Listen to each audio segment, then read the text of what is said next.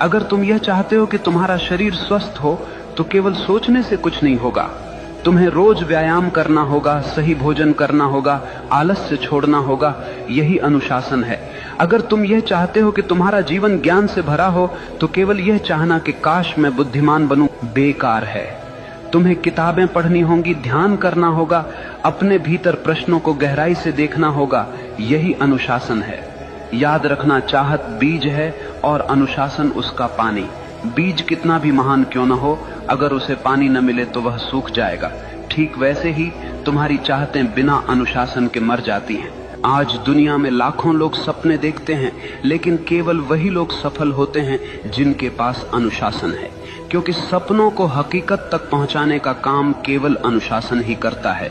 और अनुशासन कोई कैद नहीं है, अनुशासन तो आजादी है।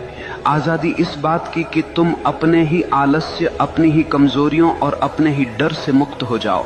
देखो, एक नदी जब तक बह रही है वह जीवन देती है, लेकिन वही नदी अगर बिखर जाए, फैल जाए तो केवल कीचड़ बन जाती है।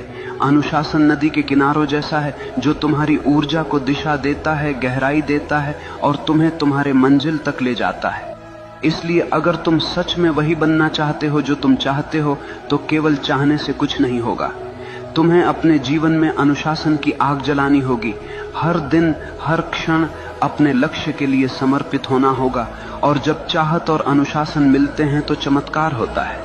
तब मनुष्य वही बनता है जो वह चाहता है।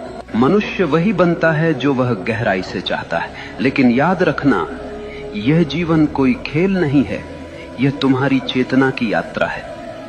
अगर तुम अपने भीतर नीच विचार रखोगे तो तुम जीवन को नरक बना लोगे, और अगर तुम अपने भीतर ऊंचे विचार, गहरी चाहत और अनुशासन रखोगे तो यही जीवन तुम्हें स्वर्ग बना देगा। सवाल यह नहीं है कि दुनिया तुम्हारे खिलाफ है या साथ में है, सवाल यह है कि तुम अपने साथ हो या नहीं। अगर तुम अपने विचारों, अपनी चाहतों और अपने अनुशासन के साथ खड़े हो तो दुनिया की कोई ताकत तुम्हें रोक नहीं सकती। याद रखना, भाग्य बाहर से नहीं आता, भाग्य तुम्हारे भीतर से जन्म लेता है। जैसे तुम सोचते हो, जैसे तुम चाहते हो, जैसे तुम जीते हो, वही तुम्हारा भविष्य बनता है। तो उठो, अपने डर को छोड़ो, अपने संदेह को जलाओ, अपनी चाहत को इतना गहरा बना लो कि वह तुम्हारी हर सांस में समा जाए, और फिर देखना पूरा ब्रह्मांड तुम्हारे रास्ते को साफ करने लगेगा।